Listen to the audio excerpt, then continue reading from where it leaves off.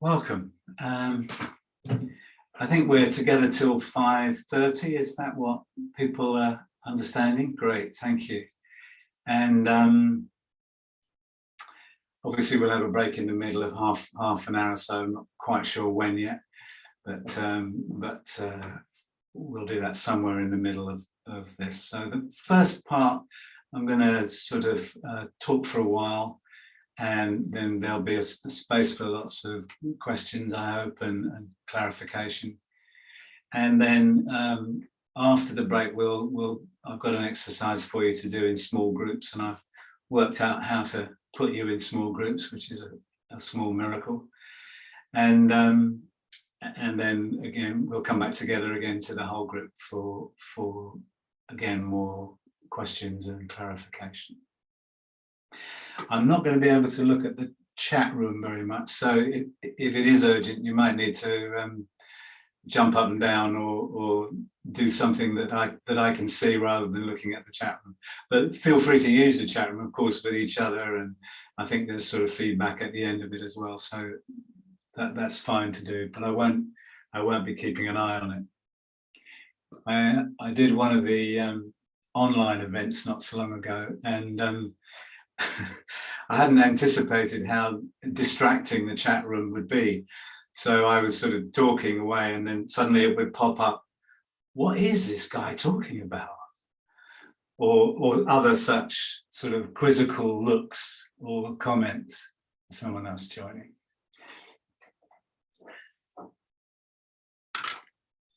Okay.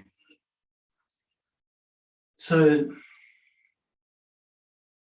I've called this No One Playing, and of course in TA language and TA literature we talk about the playing of games people play. So enshrined in this title is what would it mean if there were no one playing? And really that's what we'll explore together this afternoon. Both what it means in terms of a philosophical, psychological position, but also in practice. What does it mean in practice to be not playing, to be no one playing?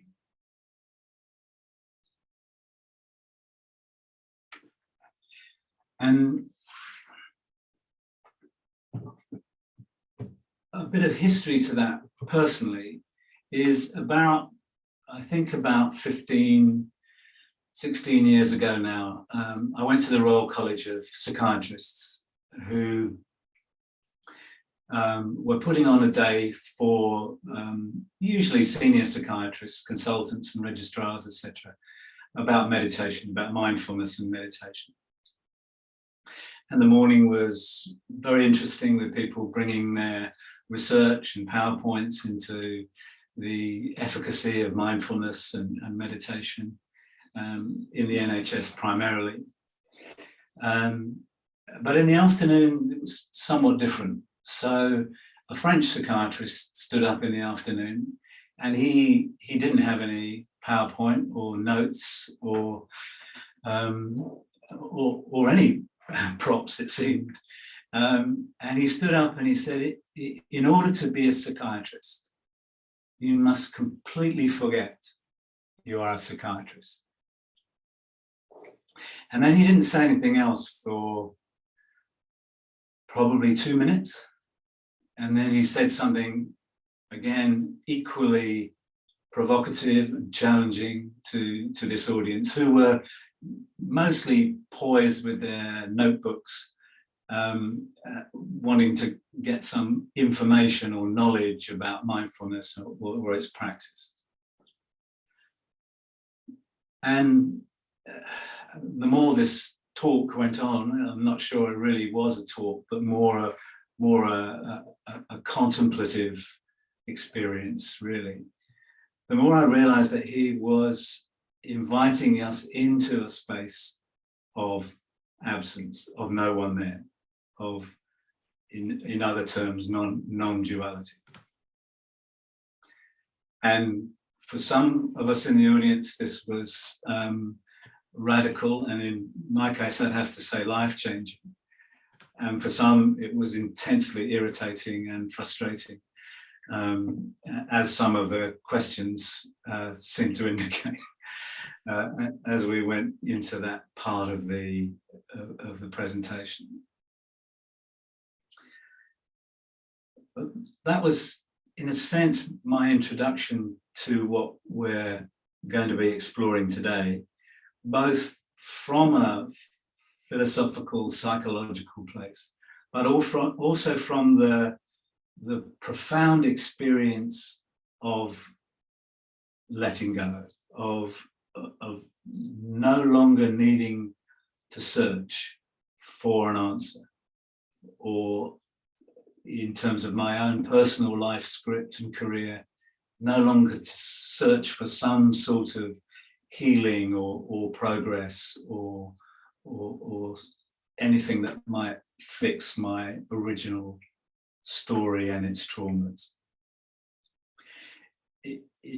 So there was a marriage, in a sense, of his words and of the contemplative experience that it was.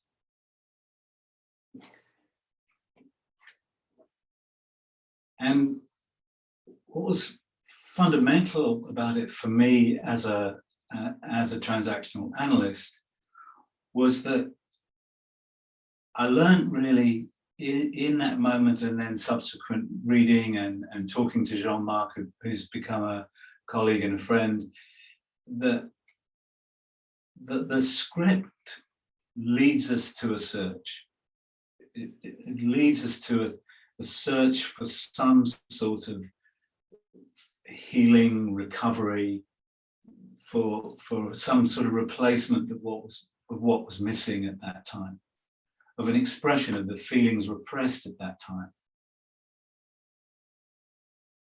And I've been in another meditation network that in a sense, for all its great qualities, sort of supported that search, that somehow freedom and enlightenment was round the corner if I practiced regularly, if I was disciplined, if I repeated my mantra, if. And that afternoon, that stopped, literally completely stopped. And what came with that was some regret, some pain, some grief, some wondering why I'd spent so many years searching, but mostly a profound sense of freedom, of no longer needing to be caught in the story of me. And glimpses in a way of what Jean-Marc meant by, in order to be a psychiatrist, and we can read psychotherapist for that, or teacher, or parent, or partner, we can substitute almost any role that we play in that place of where he says psychiatrist. So in order to be a psychotherapist, you must completely forget you're a psychotherapist. Now, some of you are in training or completed your training. I'm not saying that we don't train, or that we don't learn things, we don't learn the theory, we don't have our own personal therapy. I'm not saying any of that. Looking back, I don't regret any of the training I did, all the experiences I had with some wonderful people in this community. There's no regrets about that. But what there was a sense of all that momentum coming to an end. And not long after that, maybe 2 or 3 years after that, I met a Chinese Buddhist nun who was working in our trust. She was probably late 20s, early 30s, but she'd been a Buddhist nun since her teens. So she was steeped in the Buddhist theology and the Buddhist practice. And she ran a group on the on one of our acute units. So you know, a group of pretty distressed and unhappy people, agitation. And I never went to it, but apparently it went well. And I said to her after we met, do you know, how would you describe what you were doing in that group? And she said, well, that's easy. I sit in my stillness and I invite people into theirs. So I'm sitting in my stillness and I invite people into theirs. So here again, I come across the notion of stillness, of absence of story in a sense. So she's not there trying to do anything. She's not got goals or expectations. There's no outcome measures. She was asked for outcome measures, which I wasn't there for her answer, but I think it was fairly sort of quizzical. You know, how do you measure stillness or silence or compassion? You know, how are you going to measure these things? So her comment and the way she was, actually, she was part of a training group I was doing. The way she was also a deep reminder of this experience of absence, of no longer being the story, the script, the me that I thought I was. And of course, what she means by that is that when that's deeply felt, there's simply sitting in stillness.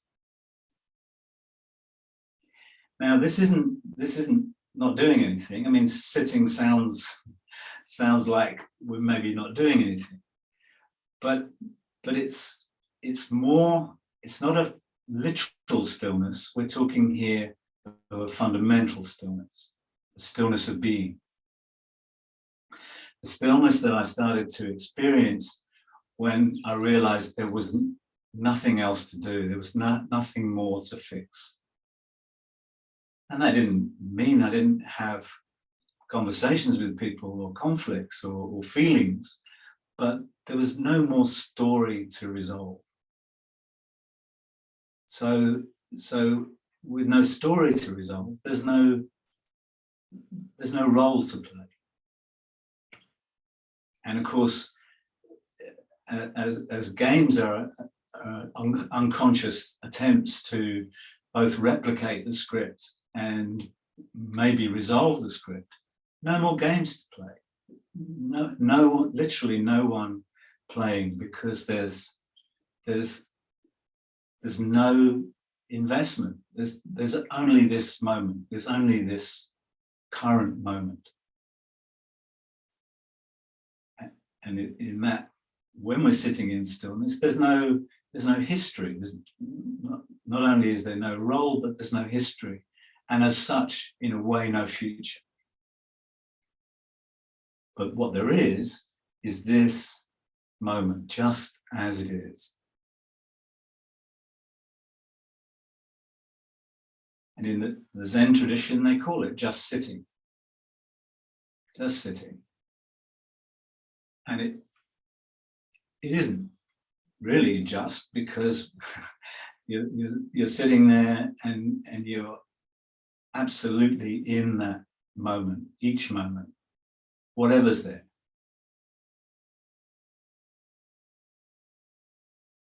And what Jinho talks about also is not just her sitting in her stillness, but the invitation to others to sit in their stillness. Notice that's an invitation. It's not in our control or power, but there is a powerful invitation when we're sitting without a role. Of course, when we're sitting with a role, then there is an invitation also for the other to be in a role. So if we're in the role of expert or teacher or something, then there's an invitation for the other to be in the role of student or disciple or something. Or doctor and patient. Very, very common for us in the NHS to have that challenge of people expecting to be in the role of patient and expecting us to be in the role somehow of expert or healer or medic in some way. And our medics and our medical trainees really sometimes struggle with that because they need to let go again of the role that they're in. To be a psychiatrist, completely forget you're a psychiatrist. And this experience of stillness, of no one there, is an invitation, because what happens is it's a bit like, it's like a coat and a hook, or like Velcro and the other bit of Velcro. If there's no hook, there's nothing to attach it to. Sorry, I'm leaning forward each time to admit people. If there's no hook, then there's nothing to attach it to. So the coat falls to the floor if there's nothing in us hooking the coat. Now, dynamically, what might happen is if we are engaged in a serial games with other people, often with partners and loved ones, it's very common, then there can be an escalation, because the other person might be in some ways desperately trying to hook us back in to a familiar and repetitive dynamic.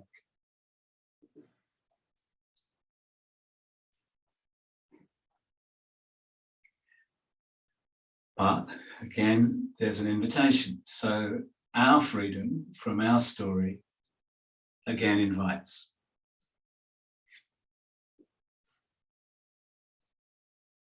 And in some ways, we're all seeking that freedom. We're all in some ways caught in our individual stories.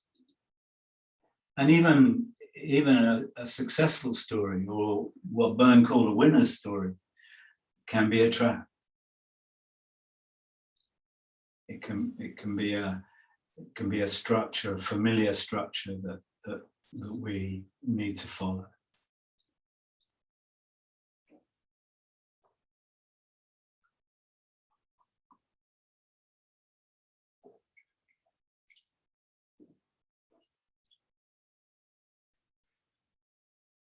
So we can think about this then as what's sometimes called the understanding. What are we talking about here? And then the practice. How do we live? How do we live what we're talking about here?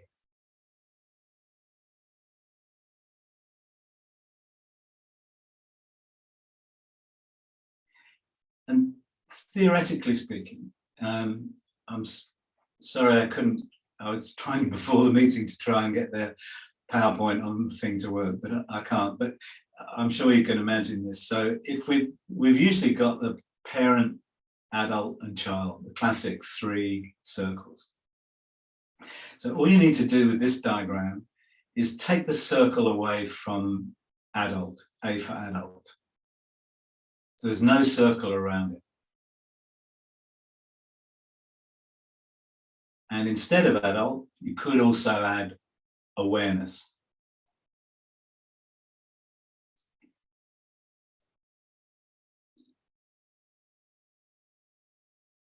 So in terms of ego states, we're talking about prescribed patterns of behavior, defined patterns of behavior, either in our parent ego state or child ego state. So these are patterns. These are are fixtures and get activated and triggered by other people's states of ego that are historical. In one sense, they're not in this present moment. They're informed by the past. So if you take away the circle around the adult, there's no boundary, there's no definition. There's nothing prescribed by previous patterns. There's no consistency, like Burns said, an ego state is a consistent pattern. There's no consistency, there's just now, there's just this moment, the storyless moment.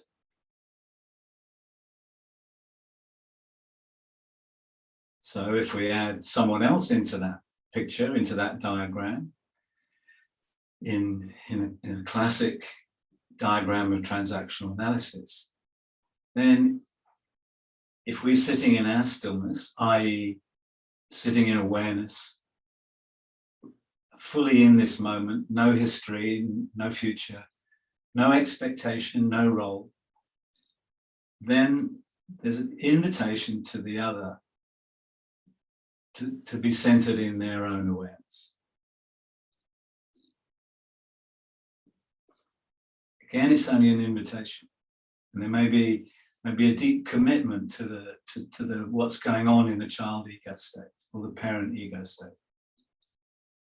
We can know this in ourselves. Sometimes there is that commitment and investment. It's familiar. It's structured. And as Burns said, we hunger for structure. We have a hunger for structure. But he also said structure becomes stricture.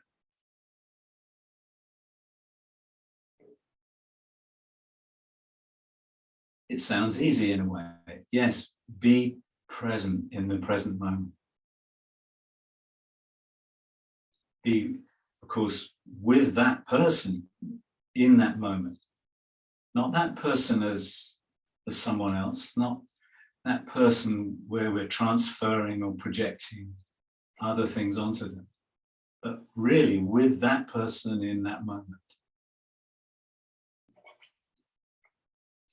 And any of you who've been in relationships of any length of time know there's a challenge in that too, because we start seeing what we think we see, or we start relating to the person as though they were yesterday, or as though they might be as we wish them to be. So again, the challenge of really being with the other in the moment, present, stillness, in our stillness.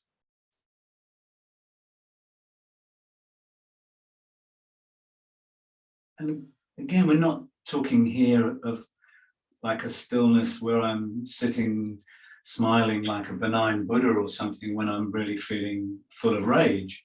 The stillness is a fundamental presence, and it might be whatever's experienced in that moment. It might be fiery, passionate, angry. Might be deeply sad, sorrowful, grieving. The stillness is the being of it, the natural being of it, as in nature. Nature's being itself. My dog, if he licks his tail, he isn't wondering what his mother's thinking about that, whether he should or he shouldn't. You know, we're so cluttered with prohibitions and injunctions. Nature isn't, and we are nature. So grief, for example, the powerful expression of sadness and loss is part of that stillness. And we move out of that stillness into something else when we somehow interrupt it. So we stop ourselves feeling what we're feeling.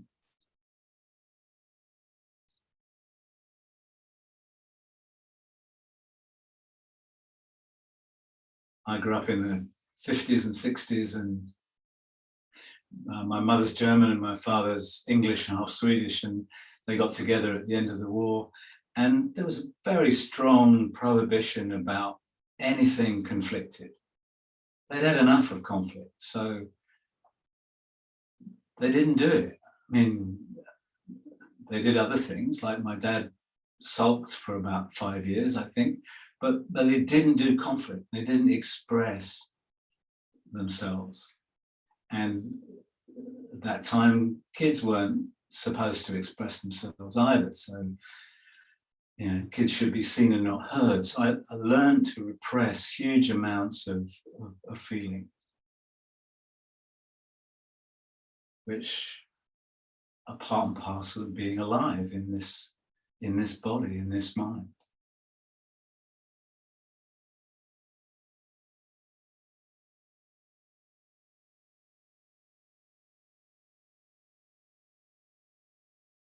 And one of the things I remember about that freedom that came quite abruptly in that time was the amazing sense of release from the life script, from the things that went with the life script, the searching, the grasping, the wishing for something to make it all okay, to fix something. The freedom that came from all of that falling away is still remembered in this body's system. And in a way, partly because of all the years of searching, all the repression, all the script-bound thoughts and behaviors.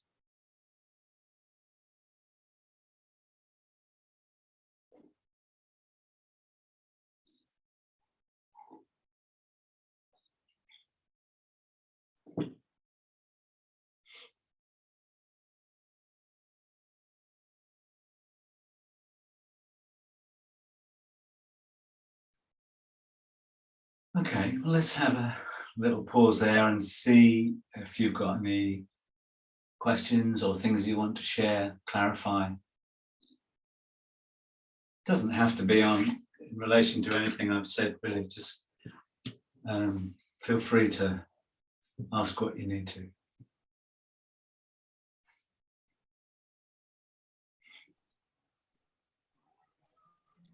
Martin, I've got a question. Yeah, thank you. Yeah, finding your presentation really refreshing and challenging also at the same time, and very interesting. I suppose what I'm wondering is, at what stage do you bring this in with a client? I mean, would you have sort of a part of the session where you're exploring script and what was missed from childhood, you know, perhaps relational needs that weren't met, and then would you have part of the session which is right here and now in an adult awareness, or do you bring it in later on when you've done the script work? Yeah, that's a really good question. Thank you.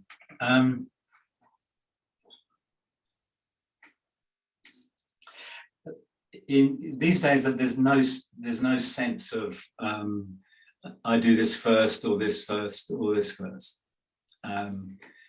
or this second, or this third.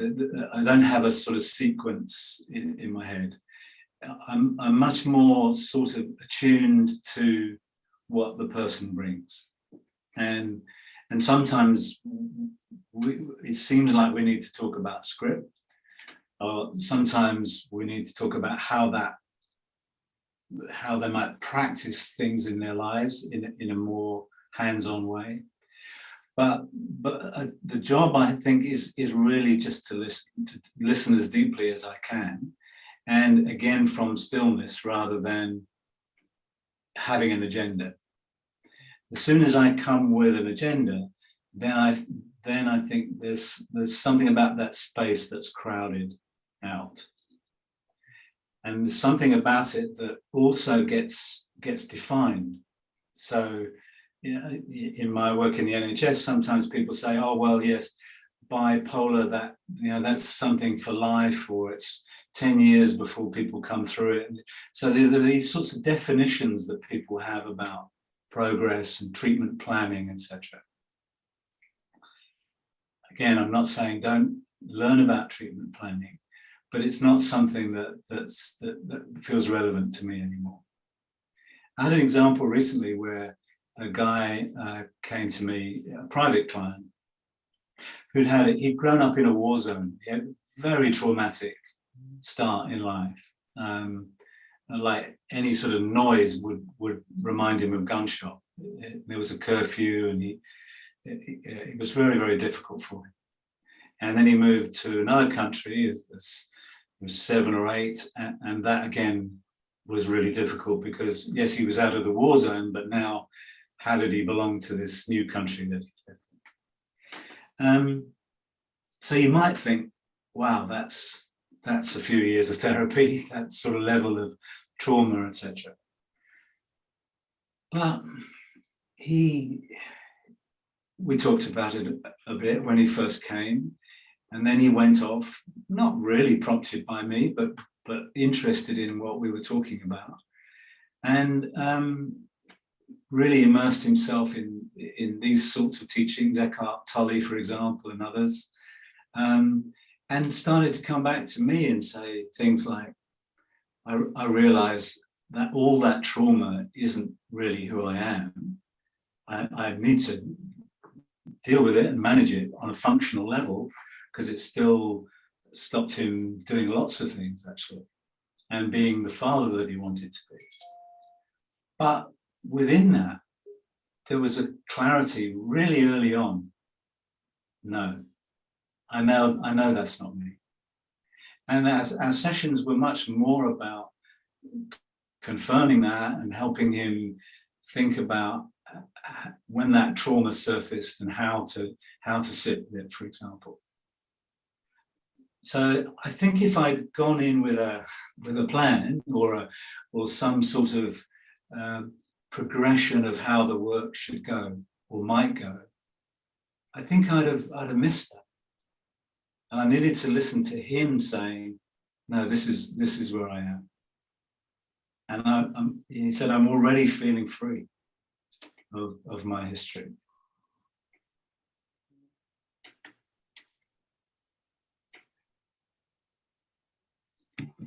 Thank you. You're welcome.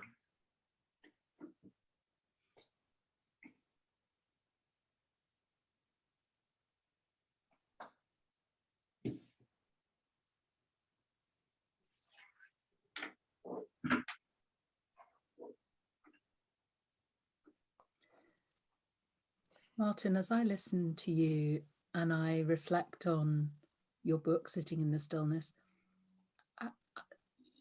and as you and I have spoken before about, but I'm reminded of, from my Christian tradition that's informed me over decades, the contemplative aspect of my Christian tradition, that verse from the Psalms that says, be still and know that I am God, is, and the Hebrew, if just sitting, it's be still and know. Yes. And I feel that that's what you're talking about. That yes. Kind of, how do I know the other person? How do I see them? And I see them from a place of stillness somehow. And yes. But yeah, and as someone who's about to do a CTA oral exam, I'm really struggling with the answers to stuff about treatment planning, and yeah, and I will be able to, I hope, to tick the boxes, but it's not a high priority, whereas some of the stuff you're talking about, it really resonates for me, so thank you. No, you're welcome. And you're introducing a helpful notion as well, Jane, because of course, if we're in role in some way or caught in our own stories, that doesn't affect just behaviour. Of course, it affects perception. So like Kant said, we're wearing certain glasses through which we're seeing the other. We're seeing the world and the other. Yeah. And of course, that's limiting. And as therapists, that's limiting because we can't really see the person in front of us if we're wearing those tinted specs. We can see a certain amount, but it limits. Yeah. And it reminds me of that sense of I don't know what I don't know. Yes, of course. I don't know what glasses I'm wearing, except partly through supervision and my own therapy. Yes. I can begin to explore what glasses have I been wearing. And absolutely. And that's the practice. That's the practice part of this, which is a deep self-inquiry. What are the glasses that I wear? What culture did I grow up in? What family did I grow up in? What era did I grow up in? What's informing this? How did I grow up? What were my caretakers? What school did I go to? What glasses have got fixed on my face in a way that, as you say, I can't know what I know. But we can know what we're not, in a sense. So we can metaphorically start to know what's in this lens, what has distorted things for years, and distorted things both ways, of course, because there's a distorted view of us. And it's helpful that you mention the spiritual as well, because if we only see ourselves as limited beings, with so much capacity for this, and then we can't see what this is, which is extraordinary organism, perfect in its essence. If we can't see that, then we're not going to see that with someone who's sitting across the room from us. And of course, the beauty of this work, the privilege of this work, is that we are reminded of that, because we're faced with mirrors, images of ourselves, or we're faced with triggers of things that are in us and still unresolved, or still caught in our systems. What better way to find that out than to sit with people in deep distress, or to be challenged, or to sit in a group and be really seen by our peers. Extraordinary process and privilege.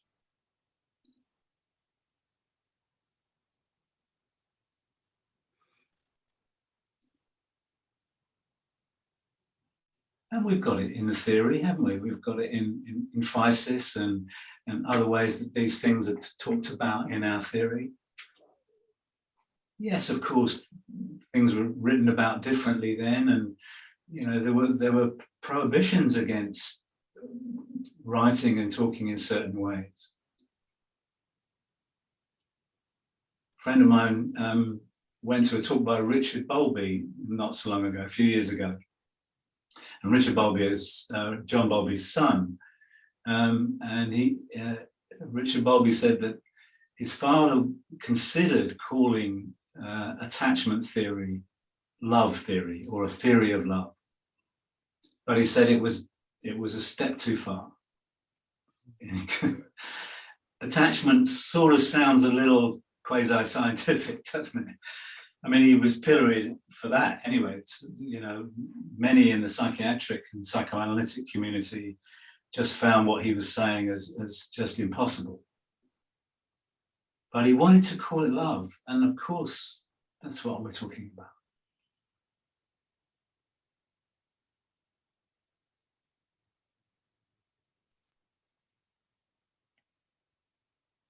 Yeah. I love what you're saying, and I go along with everything that you say. And I just thinking using another metaphor at the same time. Yeah. So, seeing with different glasses and, getting to know ourselves. But I just feel that some people just come along, and although we need to be with them, it almost feels that we have to speak two languages at the same time. Mm-hmm. Mm-hmm. And so that we might have to speak their language too. Oh, yeah. And I think that in a way, TA has got the tools that we can speak a psychological language, which they come along for.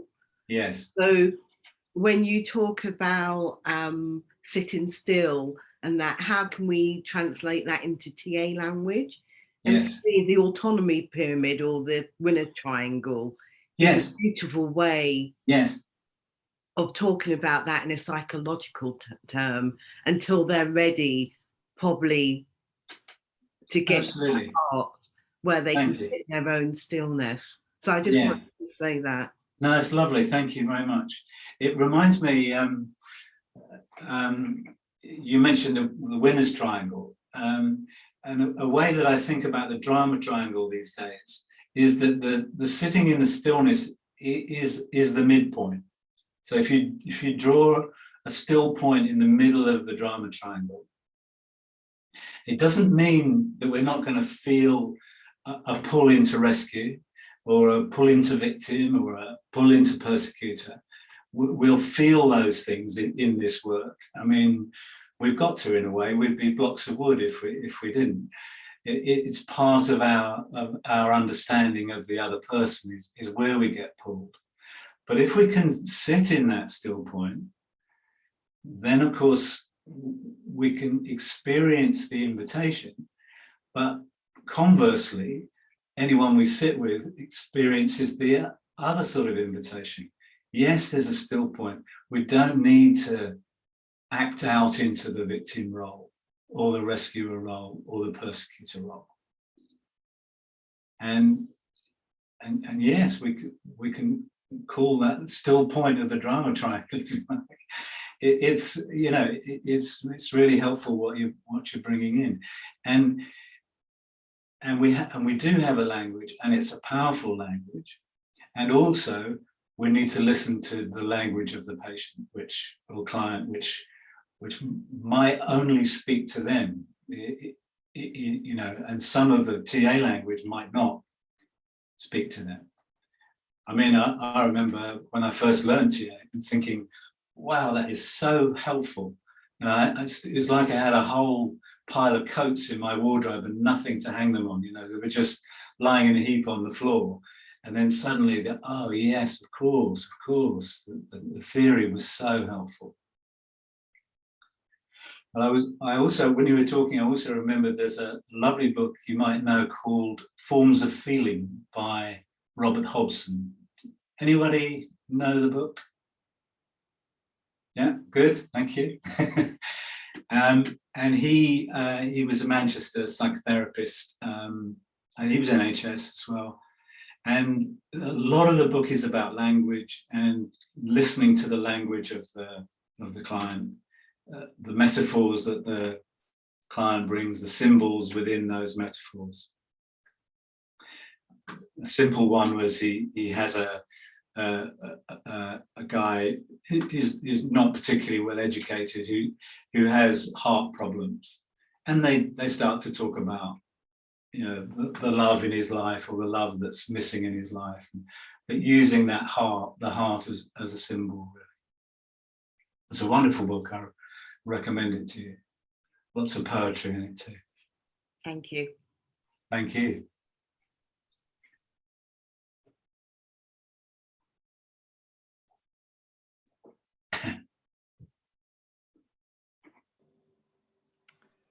I was thinking of games in everyday life, if this makes sense. I was thinking of myself. I was very challenged by you're talking about this fundamental presence to what I am living, this stillness. The other day, I am, just to connect with Jane, I am a Franciscan brother. And so the other day, I was experiencing some difficulty with a brother I'm living with whom I'm actually going along quite well on many levels. I am Italian, based in Ireland, and he jokes at me because Italians speak too much. But that is it's teasing, and usually I enjoy that. That day, I had a glimpse that there was something beside the joke. And then, using all my TA theory, I said, I don't want to engage in any game. I don't want to start any kind of my racketeering, a bit of paranoia, a bit of anger. And I kept calm with all this mind at work, trying to capture all the theory and keep me still. As soon as he said something about a meeting we were organizing in the evenings, he said something, oh, I propose we could add this little thing to a presentation. I burst. And I was so disappointed because, and so I said, well, now, I mean, this is me, long, maybe journey ahead, but I was challenged. How would you introduce me, let's say, into this capacity of being presence to what I am? Because I was triggered when you said being still, and then you mentioned anger. So how would you keep these two together in everyday life? I'm asking this also because with clients, of course, if I have to model or talk about something, this has to have a connection with my experience on a personal level. I cannot teach what I don't know, in a sense. Yeah, that's my question. That's great. Thank you. Thank you. Sort of reminds me that when I first got interested in meditation, I think what I was looking for was that my life would afterwards would just be sort of like really calm, smooth and tranquil. I would be smiling through whatever was going on in my life. And it's not like that. And I probably should have realized that a lot earlier, but I tried to find that sort of calmness in everything. And what we're talking about is more that stillness is in the purity of the experience. It's that sort of essential being in us without story and expectation and control. So most people's anger has an edge to it, like, I want you to do something else, or change this, or if it's directed at self, you know, what an idiot I am, how silly, or this sort of thing.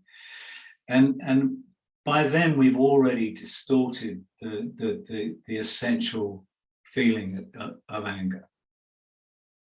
And for me personally, one of the challenges was my own anger was unacceptable to me. So because it was unacceptable, then if it came out, then by its very nature it was unacceptable. This shouldn't happen. And as soon as I started to really accept it, oh, you've moved. As soon as you started to really, you moved on my screen. We start to really accept it, then something else happened. And it changed the nature of what occurred in the process as well. So I started to, yes, still be angry, but the words that came were infused with something else. They were infused with maybe a passion for justice or something, or for a loving exchange where intimacy was distorted or something. So the source of it was love. And that was a revelation to me, because I didn't think the two went together. I thought that was something I did when I forgot who I was and did something else. And for many people, that anger also connects to passion. So in the broader sense of our passion. And again, for me personally, it was a huge sort of obstruction to me expressing my passion. I mean passion in the broadest sense of being alive. So what I'd say is really practice acceptance of what's there. And let what comes in terms of words and actions have its source in stillness or silence or love, or the many words that we use for that core experience. And I think what you'll find is that then what is said and what is done has a different energy and flavor to it. And of course, we're transactional analysts, aren't we? So we're, of course, then dynamically that's different. So if I'm angry with you and I'm trying to manipulate you into another position or want you to say something else or be someone else, then that puts you in a really difficult position, because in some way you've got to defend against that. But if I'm just expressing my anger in its purity, and I'm not saying you should do anything, I'm not saying you do something different, I'm just saying, here it is, this is what I feel about what happened between us. And I'm saying I rather than you, probably. Then the other is free. Again, there's the invitation into the stillness for the other. So the other can say, rather than the other saying, whoa, how do I defend against this? Or how do I feel free with all this much control imposed upon me? The other feels, there's a free expression. And then maybe the other says, yeah, I was feeling this. And there's the possibility of intimacy again. And again, it's back to that present moment, of course. We're right there in that moment. We're not there with our mum or a dad who's trying to impose something on us. We're there, right there. And there's the invitation again.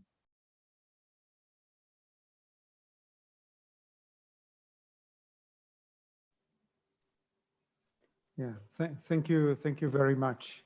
And I, just to add a little touch, I loved your connecting anger with passion, because I can rephrase that circumstance. For instance, it was out of my passion for a better relationship with that person. Of course. So you gave me a word to go ahead. Good. Yeah. You're welcome. Yeah, thank you.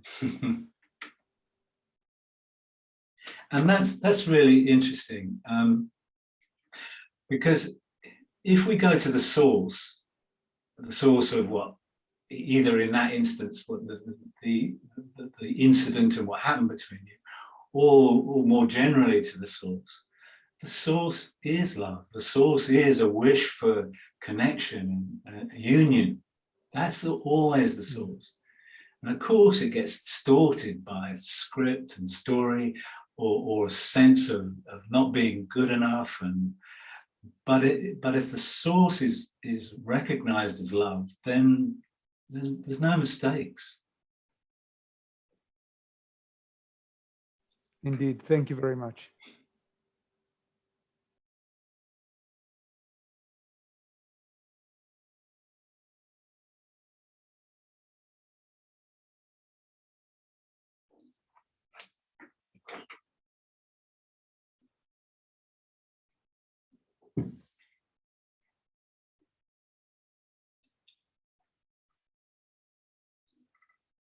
Let's take another question or two, and then we have a tea break.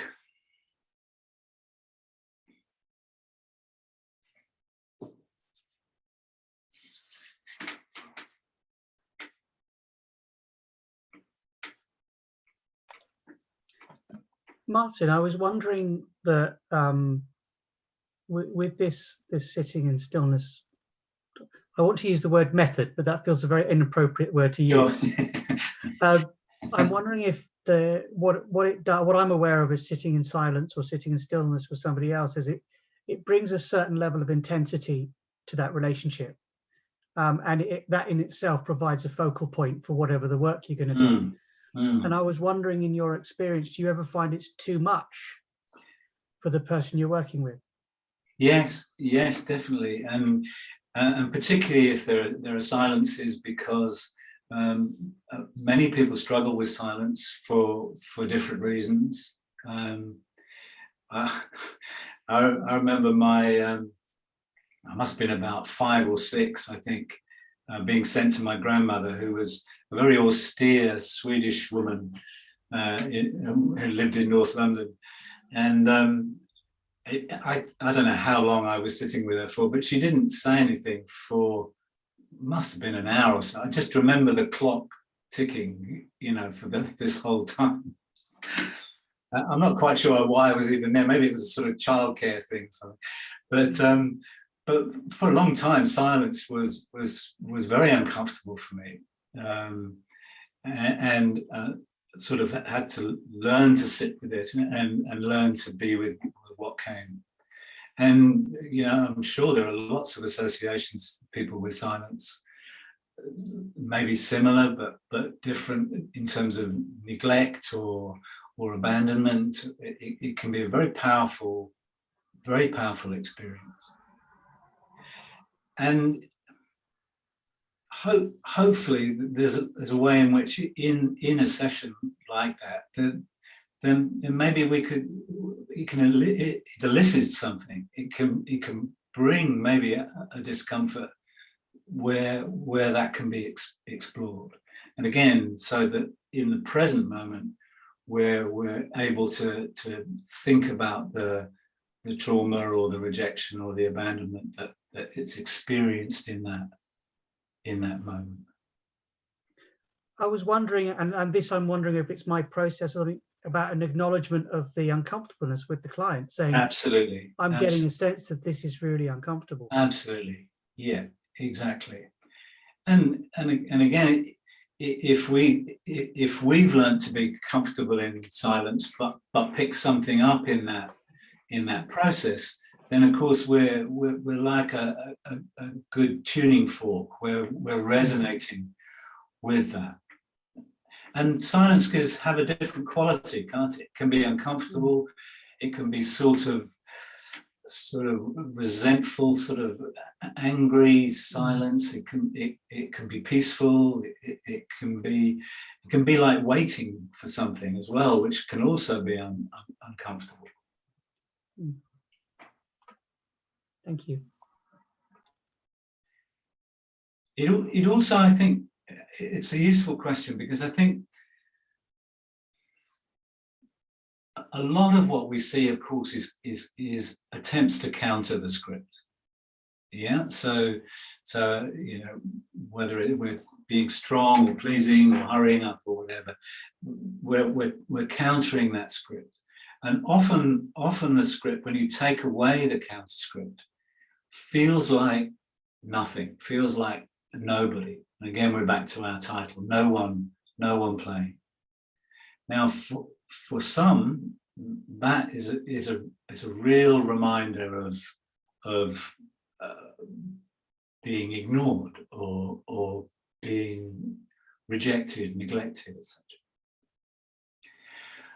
But as you say, if we can explore that in the moment, then there's a distinction between this moment, where hopefully we're not ignoring you, where we're present with you, and what was then the trauma that's carried. And of course the story that can be told in just about every new moment.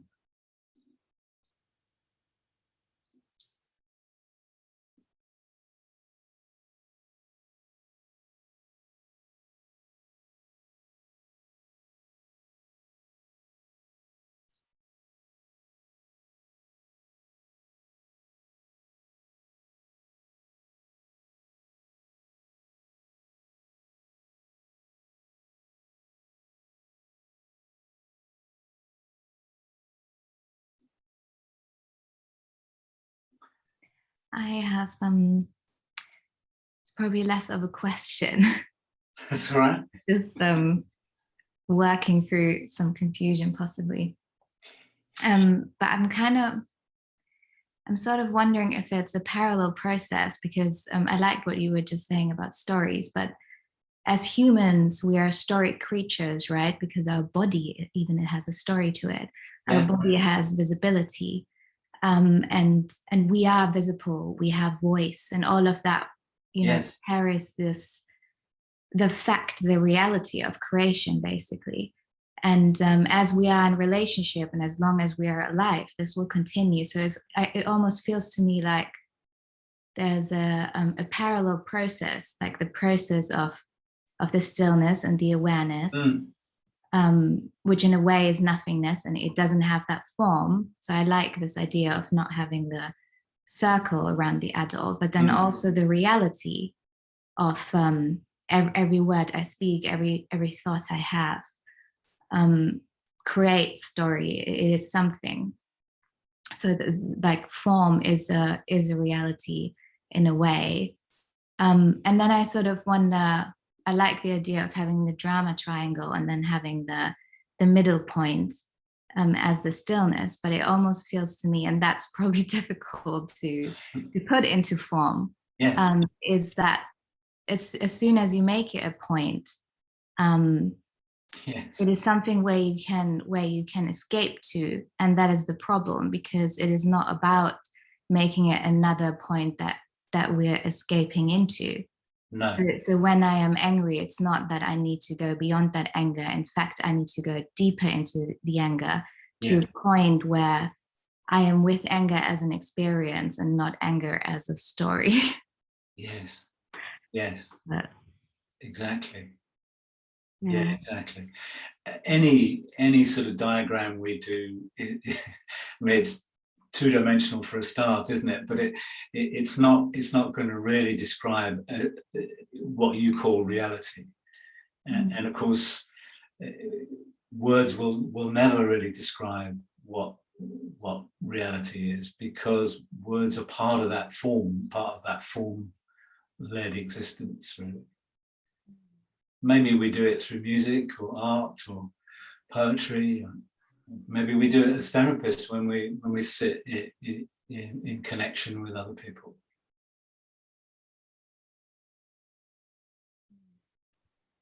I went to a talk by Ernesto Spinelli on one of the online events. I don't know if anyone else here went onto it.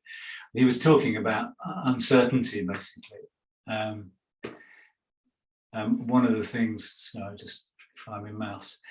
One of the things he talked about was we think things make a difference, or something we said maybe really made a difference, or so we assume certain things, but actually it might be something else. It might be more presence than form, in a sense.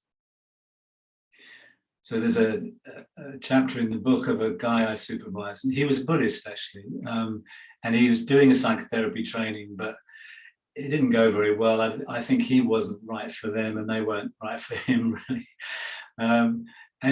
But in supervision, he would just say, he rarely had any questions. He would just say, what a privilege it is just to sit with someone else and be with them, and how extraordinary. And to sort of share someone's painful suffering and witness it and be present with it. And sometimes he would cry with the patient. The guy was older than him, long-standing difficulties with depression, suicidal thoughts.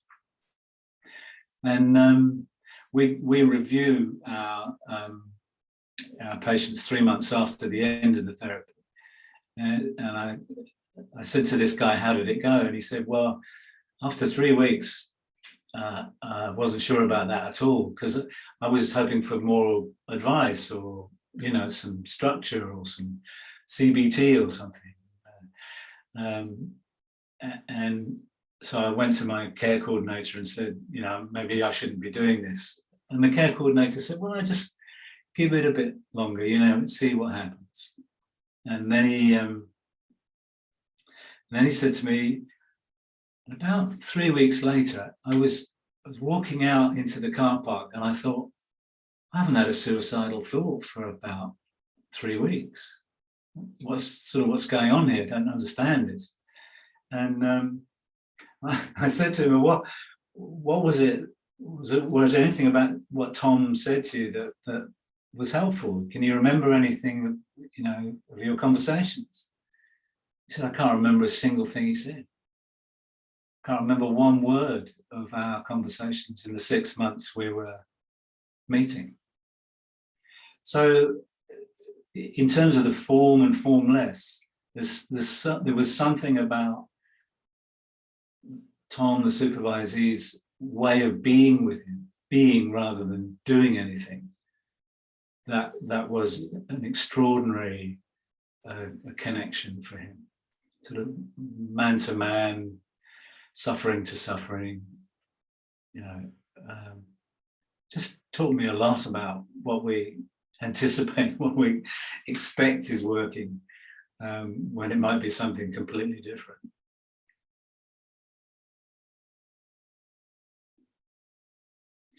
And in non-duality, there's a sort of there's a phrase that runs: you can't know what you are, but you can know what you're not. So in a sense, you can't know the formless being, but you can know the aspects of form that aren't your essential self.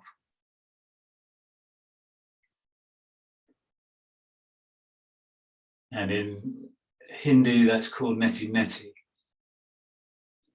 And in Christianity, you'll know it's called negation. So it's a taking away of what's not, to reveal what's there.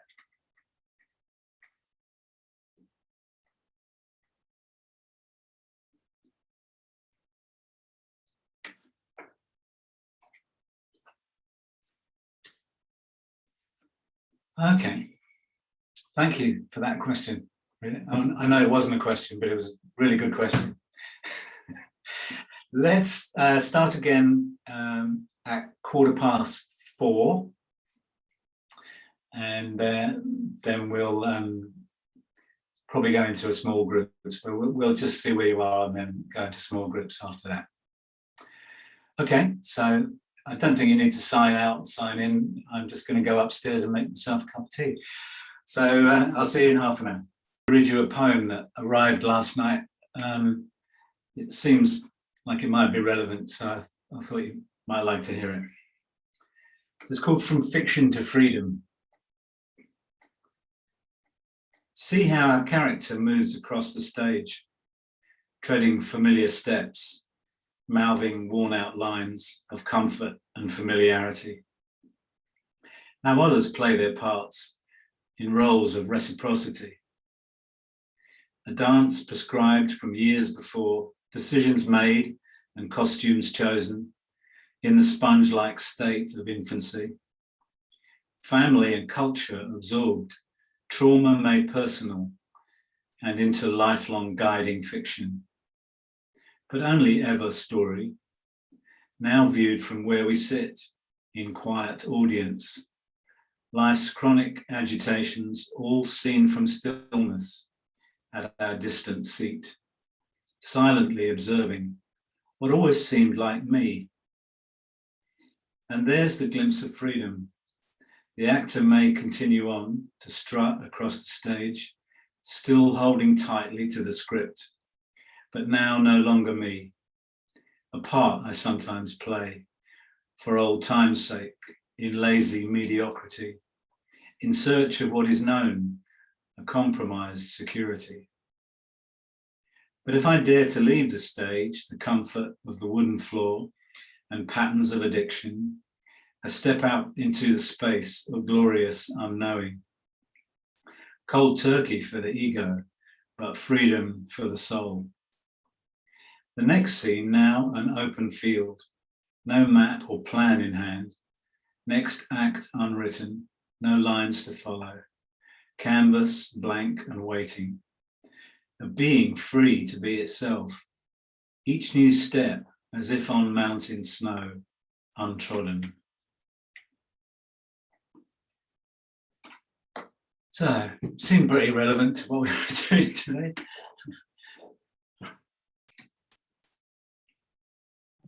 Who's it by, Martin? Hmm? Who's it by? Me. Oh, yourself. Oh, Yeah. right. Okay. Well, I say me. For the last month or so, I've had poems arriving in the middle of the night, and they don't really feel like me. So, but I write them down. So let's say that. Brilliant. Loved it. Brilliant. Thank you. Okay, right, I think we're all back now. So let's, if you've got pen and paper, or there's a couple of questions, so it's very simple thing to remember, I think.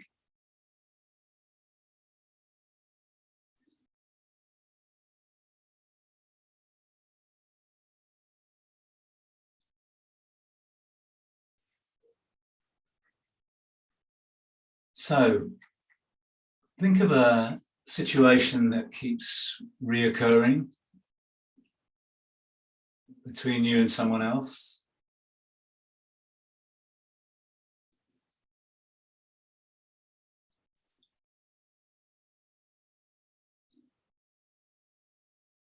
Doesn't have to be in the strict definition of a game, but I think we all know what we're talking about. Something that ends up with us feeling not okay, or the other feeling not okay. A familiarity to it, a conflict.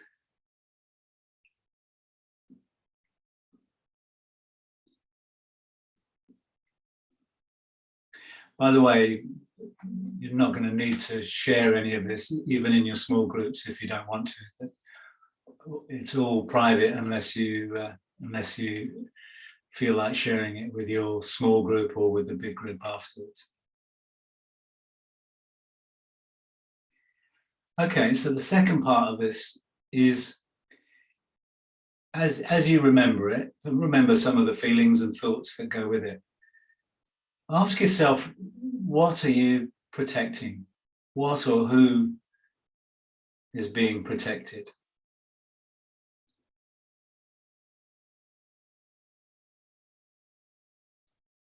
Or what position are you holding on to?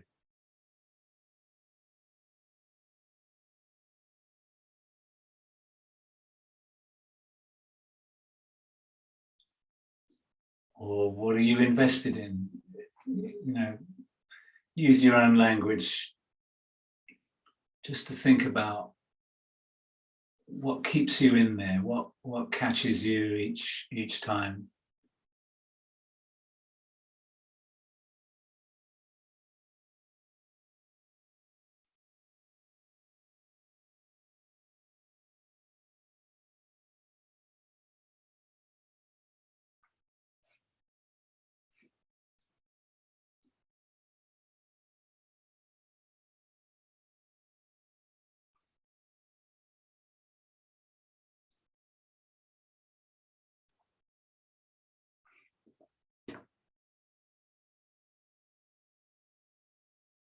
Okay, just spend a few minutes on your own thinking about that, and then I'll get you to share that in your groups if you want to.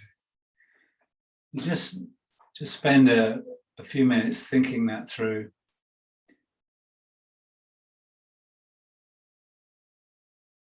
There's no right answers, so just go with what feels right, what's intuitive. Hi, welcome back.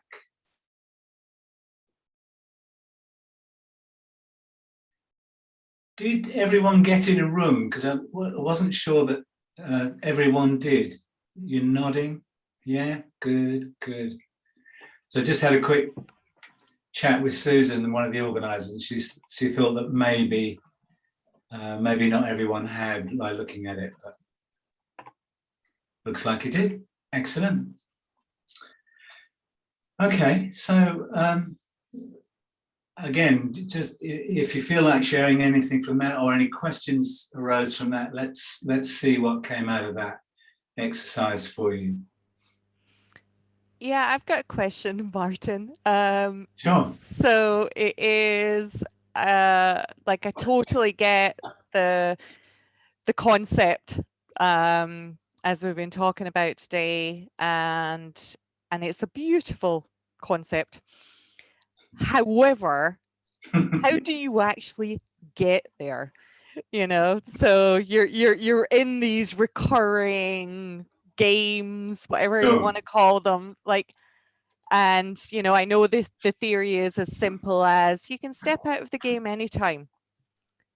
Like, how do you? Really great question, thank you.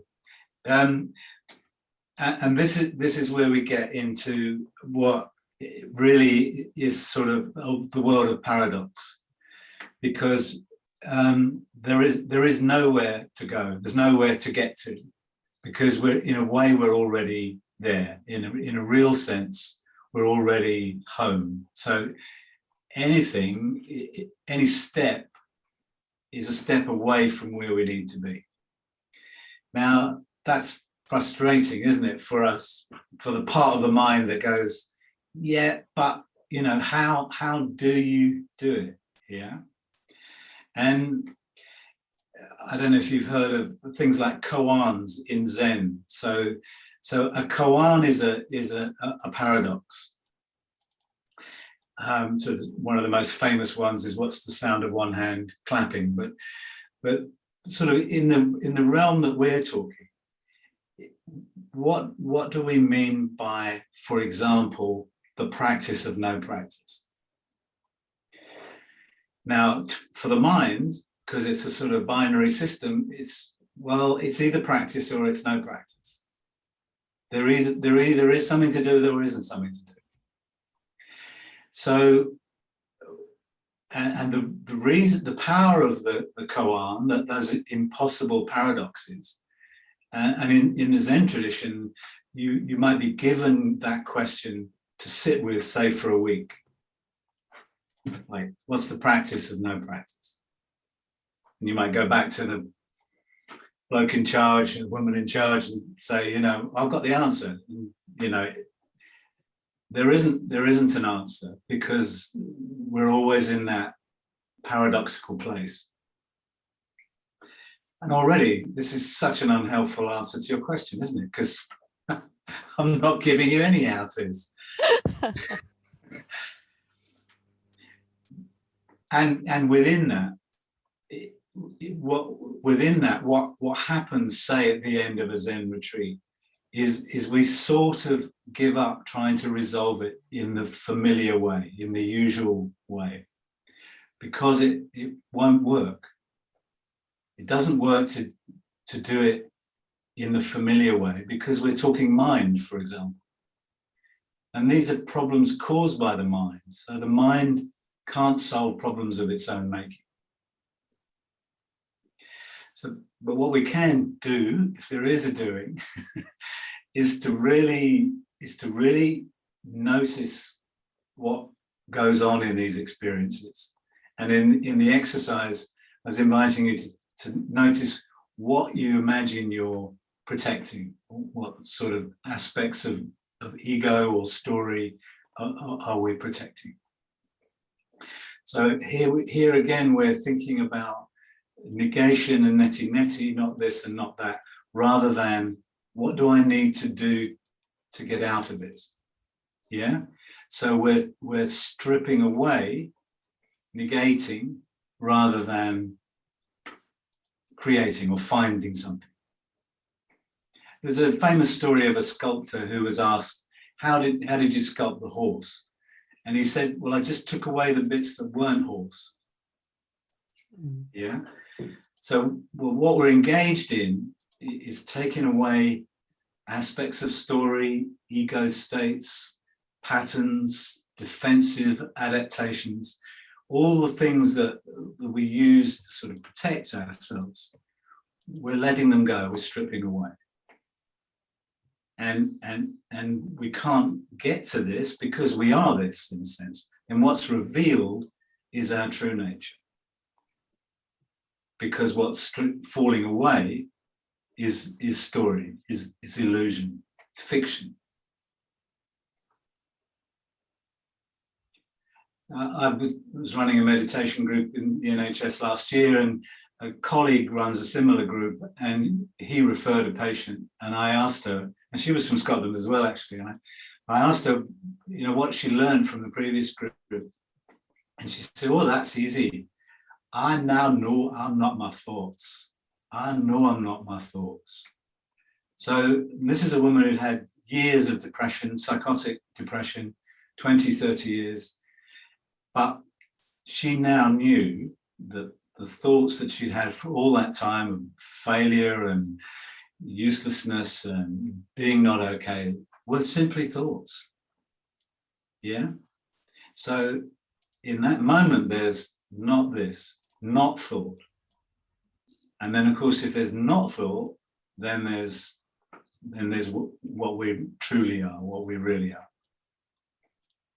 And if you think about it, generally how we think about ourselves as human beings, it's extraordinarily inaccurate. You know, we're not okay, we're not acceptable, we're not lovable, we're not good at this or good at that, we're not creative, we're not really very loving. You know, this is the most exquisite, sophisticated organism on this planet, perfectly balanced, loving, compassionate, connected. All of that is what we sit here with. And yet we think of ourselves in some way as inadequate. It's ridiculous. It's an absurd perception of what we are. Now,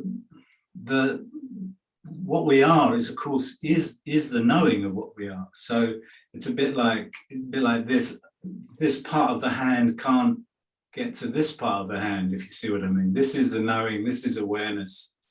So we can't know that in a sense, but again, we can know what we're not. And as we know what we're not, that reveals what we are essentially. But it's frustrating, and live with that, because the mind literally can't get this. But within the paradox is a profound truth. So, like in Chinese, there's wei wu wei, which is the action of no action. And it relates to what we were saying earlier about stillness. So stillness isn't no action. It's not some sitting there rigidly still. It's the action of no action. So there's no intention. I'm not trying to do therapy with you. I'm not trying to teach you anything. There's just these words. And they arise out of stillness because there's no expectation or desire or demand. There's just this.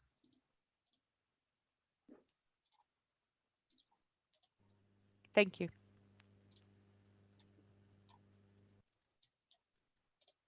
You're welcome. Thanks for your question. Really, really interesting.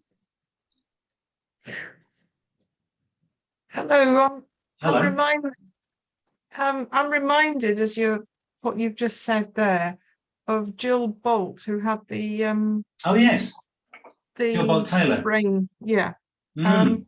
and something she said that had a real impact on me is that we're feeling beings that think, not thinking beings who feel. Yes. And when you said that woman realized that she was not her thoughts, and I thought when the occasions when I am still in therapy and not interrupting, and I'm learning, it's a slow learning process.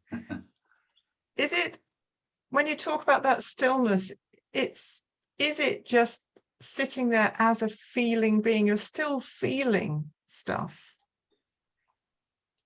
Yes, and in one sense, the reason I talk about no one playing is that feelings, of course, can also have a story, and can have a history, and can be triggered by something in the present moment.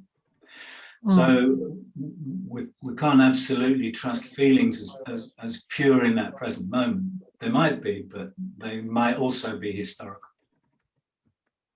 Of course, yeah. And can often be in a sense. So what we're talking about in the background to all of this is a witness, is awareness that is none of these things. It's not body, not mind, not story. It's pure awareness. And that has, and this is sometimes easy for people, that has a neutrality to it. In some ways, it doesn't care. Krishnamurti was once asked to sum up all his teachings in one phrase, which I thought was quite brave of him to attempt to do, really. And he said, I'd have to say I don't care what happens. Now, he didn't mean I don't care about life or being alive or all things that we might care or feel passionate about, but I don't care what happens. Yeah, so I'm not sitting here invested in some outcome. And, you know, we know from TA theory that feelings can be used in a way to manipulate or control the other. They can arise sometimes out of a powerlessness where we're trying to shift something in ourselves or other people. So the stillness is I don't care what happens. Yeah, that makes sense. That's yeah, thank you. And the Jill Bolte Taylor talk, which I really recommend to you, thanks for reminding me of it, Linda, that she's someone who had a extreme hemorrhage to left hemisphere. And she was a brain researcher, so she then wrote about it. And her talking about it is extraordinary understanding of what happens when the left brain is incapacitated and we're simply left in right brain experience. And all of her functionality went. She couldn't make a phone call, she couldn't speak, took hours for her to get help. But she felt a sense of oceanic connection with everything around her. She couldn't tell what was wall and what was her, and what was telephone and what was her. Everything was her, no separation. And yes, and she talks about that beautifully and inspiringly. It's amazing, amazing talk. Who's that, Martin? She's called Jill Bolte Taylor. If you look her up on TED Talks. Will do, thank you.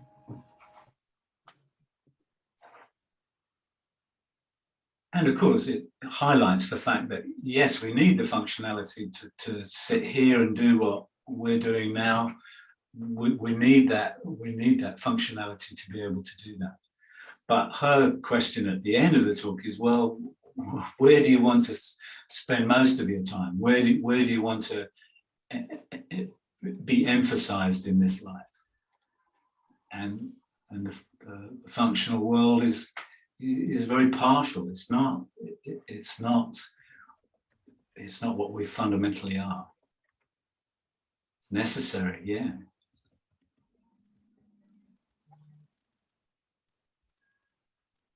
So then the mind, the ego, is a servant, not the master.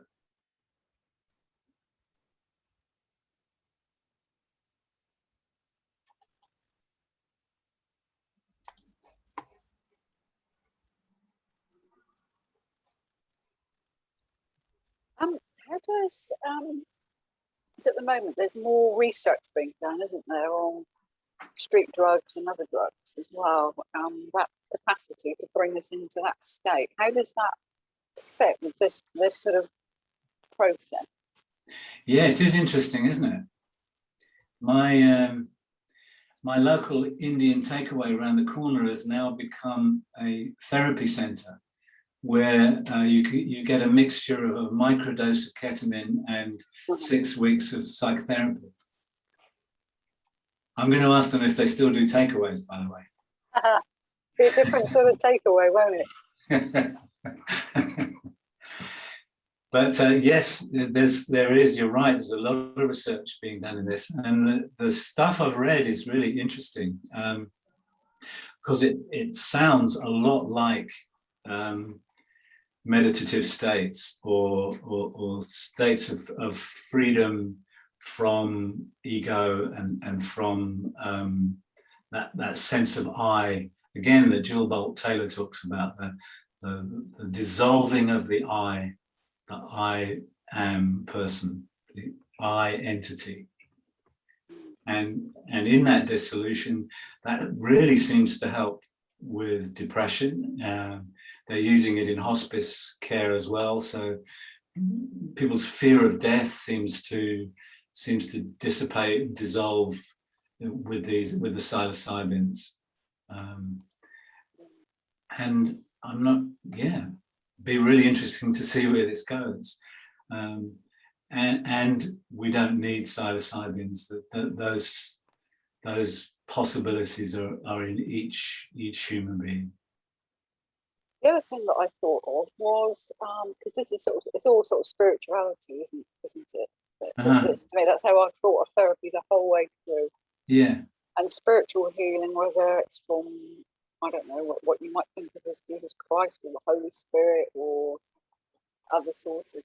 But I'm also thinking about that sense of, the dark night of the soul, which some people have, which is that awful feeling of going into complete and utter nothing. Yes. How that links to this, and how absolutely terrifying that must be. Oh, absolutely. Yeah. No, it's a very important feature of what we're talking about. And yes, there are many writings in all sorts of traditions about that. But I often think about it a bit like the caterpillar in the chrysalis, in a sense. There's a complete breakdown of the structure, complete and utter breakdown to liquid. And if we stay with that process, and this is very true of breakdown too, we have a lot of people come to us in the NHS who have some sort of breakdown. If again that comes back to acceptance, if we deeply accept that as a natural process, including the horrors of it and the challenges in it and the darkness, what emerges, as we know, in nature is the butterfly, but also in us is something transformed and transcended. Again, naturally, spontaneously. And people who have been through that, and some of you may have had this experience, know something really profound about hitting the depths and the natural buoyancy that restores us.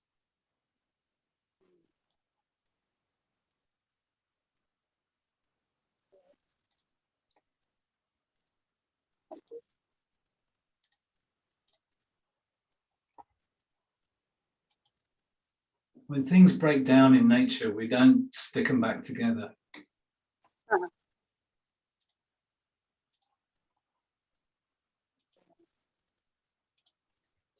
I was thinking of that program that was on a little while ago called The Brotherhood. Oh yeah, Everything about them. A monastery. I think they were Trappist monks, and they had to stop their farm, and they wanted to make beer. And anyway, but they showed two of the monks that were really at the end of life, and I bet they thought, oh, they're going to be killed. And then, but their process there was a few sort of minutes later, and then you saw them later in the coffin, and it was very, very moving. Yes, I'm sure. Yeah, no, I'm sure.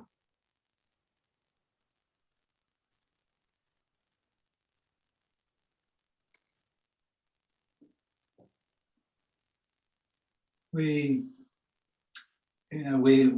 so caught in form that we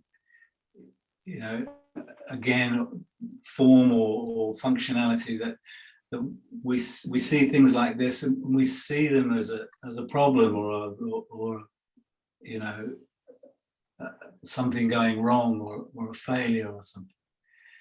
In our medical model, again in the NHS, people come and they think there's an illness or there's something wrong that needs to be fixed.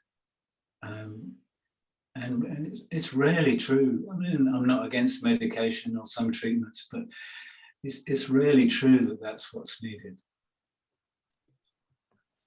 They need someone alongside them. They need to have acceptance and compassion and advocacy and trust in that there's something at the other end of it. And that it's a creative process.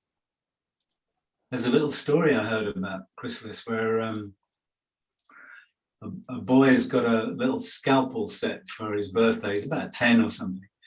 And he's with his grandmother and he thinks, I'll take the chrysalis and the butterfly looks ready, so I'll cut the chrysalis open and liberate the butterfly.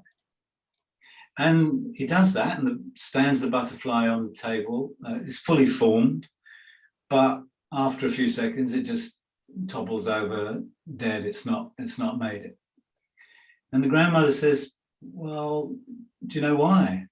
And the little boy says, no, I don't know why. And she says, well, just before the butterfly comes out of the chrysalis, it feels a high level of fear and anxiety because it might not escape. It's ready to come out and it might not.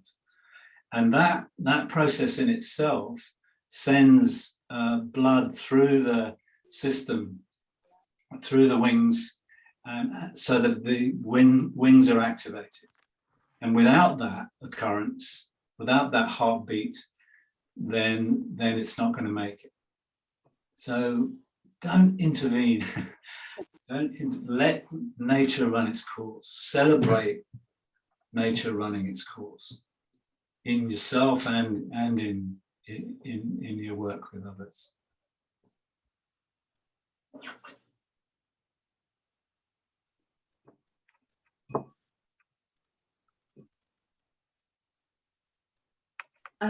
Martin, I read your book at a particularly difficult time in my life, and I was going through, I wouldn't call it a breakdown, but a definite crisis, and I was a lot of change was going on, and I was sort of having to navigate through these changes.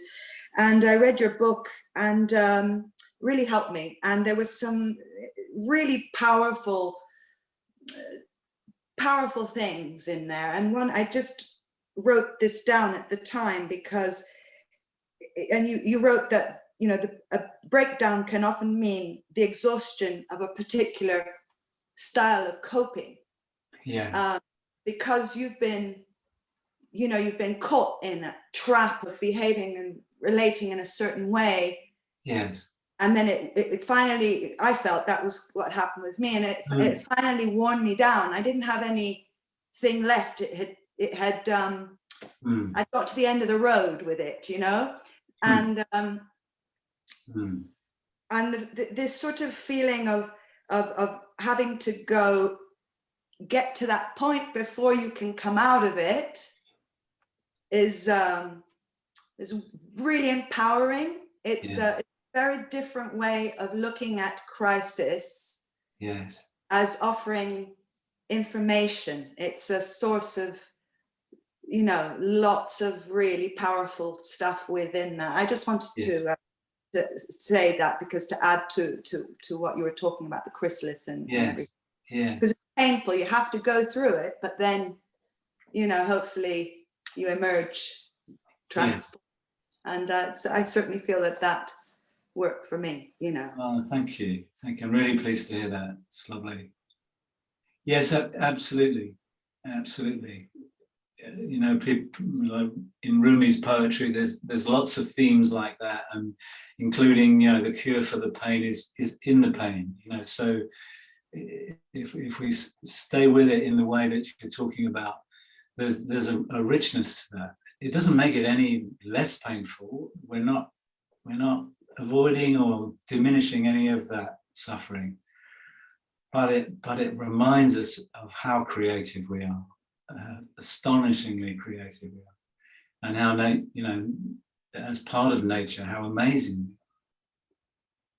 It makes me smile that, you know, people say, "Oh, did you see the latest Attenborough thing? And isn't it incredible that this does this?" And I watched him once, and he was in the African savannah in the desert, and he puts his spade in the earth, and he just got a lump of mud basically, which he breaks open, and in that mud is a fish that can lower its metabolism to almost sort of 0.0000 something, and it just waits for the rains to come, which might be 5 years, 4, 5, 6 years. It's just waiting, and then the rains come, and they film that too, and it just off it goes.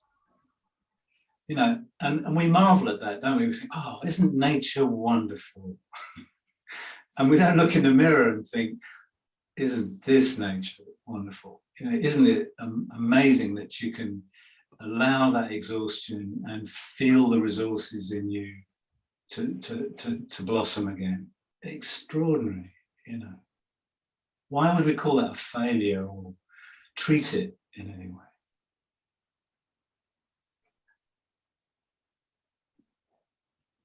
Martin, I just want to ask a question about what you said earlier,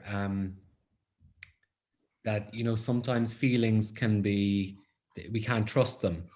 And I was wondering about, what about feelings in the body, like sensations? Do you feel the same about those? Do you think they can't always be trusted?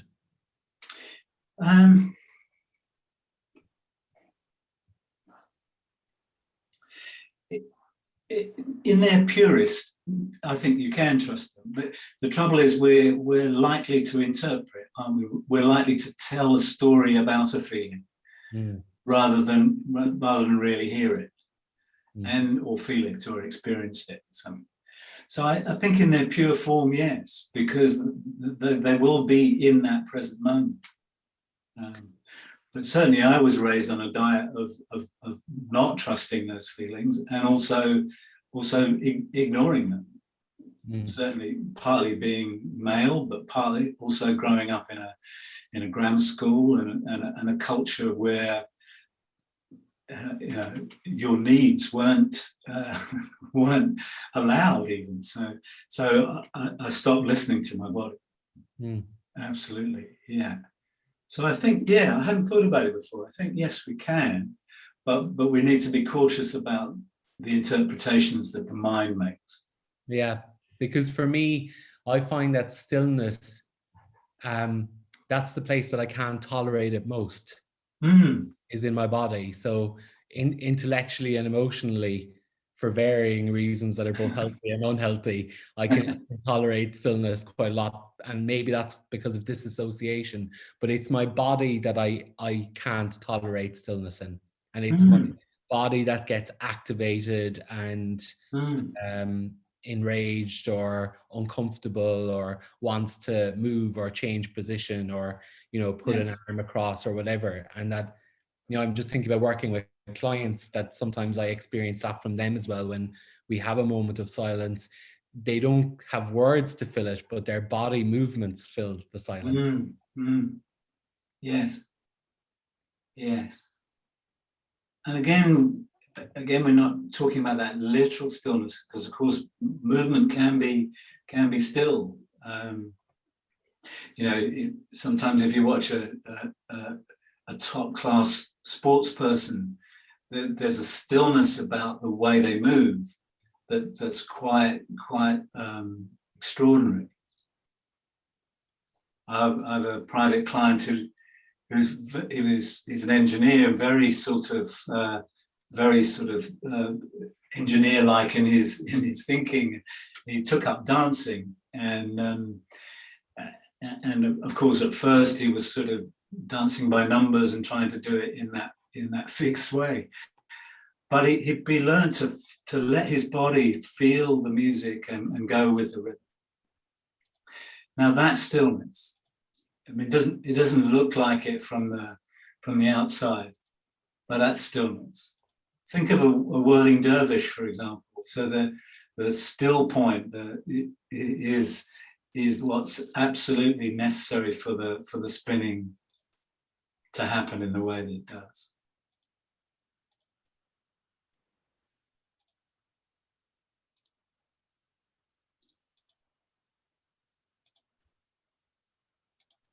And if we can sit with that as therapists, of course, there'll be a strong resonance, won't there? Body to body. Again, we can trust that resonance and communication.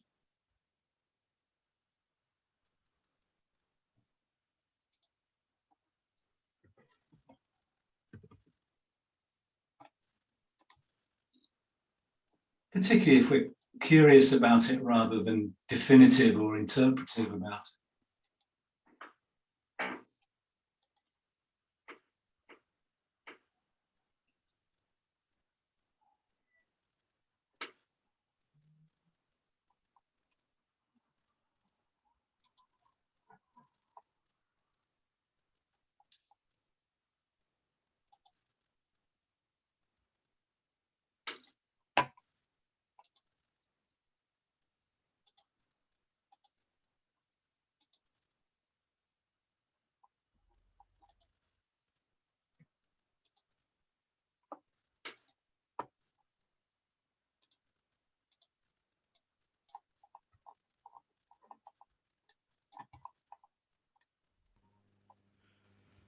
I'm wondering what a world would look like where no one's playing.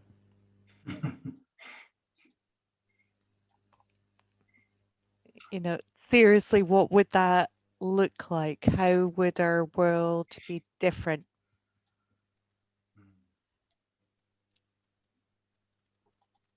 Yeah. An interesting thought. Yeah, and I've gone to John Lennon. Imagine. Yeah. Yeah. Yeah.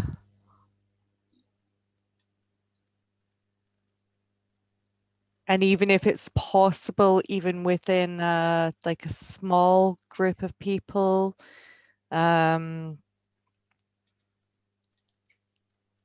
is there a ripple effect? How does that potentially influence others? Yeah. Well, it's a really interesting question. It reminds me, was it Jasmine earlier on that was sort of talking about this in a way? Look, we are in this form, and we are in each of these bodies, and we do have stories and histories, and we do have thoughts and minds. So we're not going to ever not be that. That's the human condition in a sense. But I guess what we can do, moment by moment or day by day, is to be present with that and notice the workings of the mind and the body, and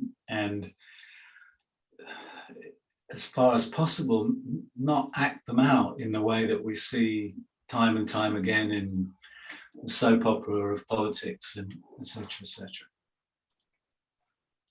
And yes, we might have a world then that where people aren't defensive or ego bound or needing to be right. It'll still happen for us, but it won't run the show in your ideal world.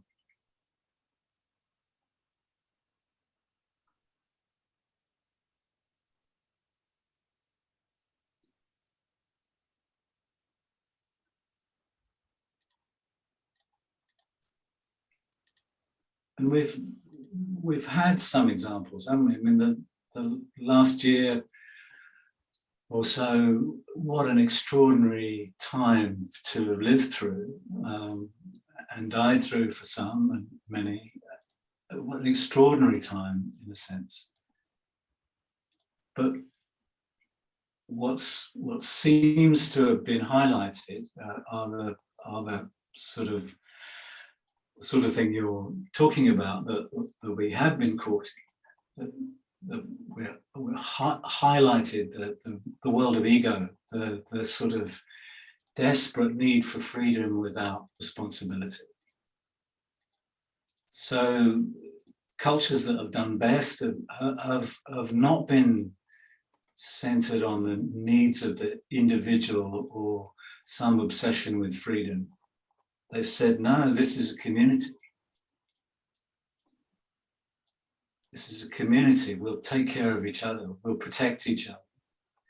If you need to self-isolate, we'll be around with resources and we'll help you self-isolate.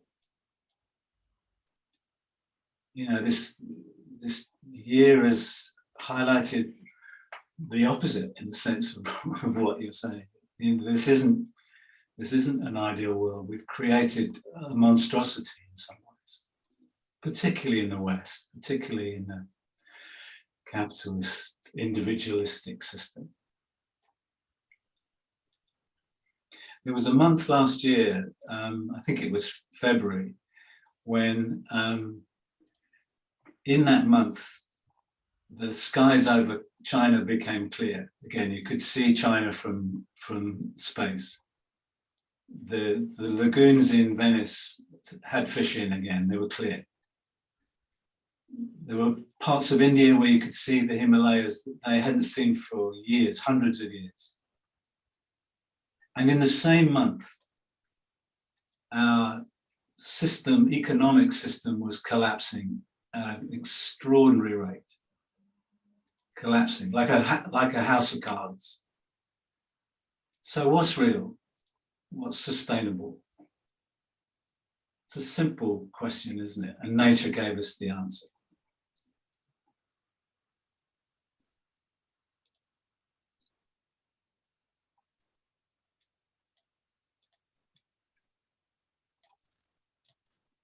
But I suppose the virus is part of nature as well, isn't it? Yeah. Thing, surviving. Yeah. Yeah. For sure.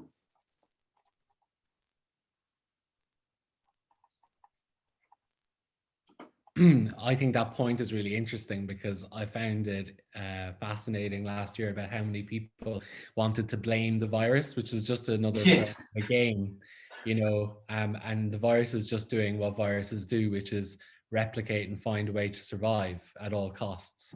Yeah. But it's just interesting about how humanity just started a game, you know, wanting to persecute or then in some instances be a victim of the virus. Absolutely. Interesting, isn't it? Well, we're nearing the end. We've got another minute or two. So I want to say really big thanks for you. I have to say, I wasn't sure about this afternoon. It's such lovely weather out there, and sitting in the garden was tempting, but I thought I better come along. It's been a real pleasure and a real joy. I've loved your questions and thoughts, and what a great group to be with. Thank you.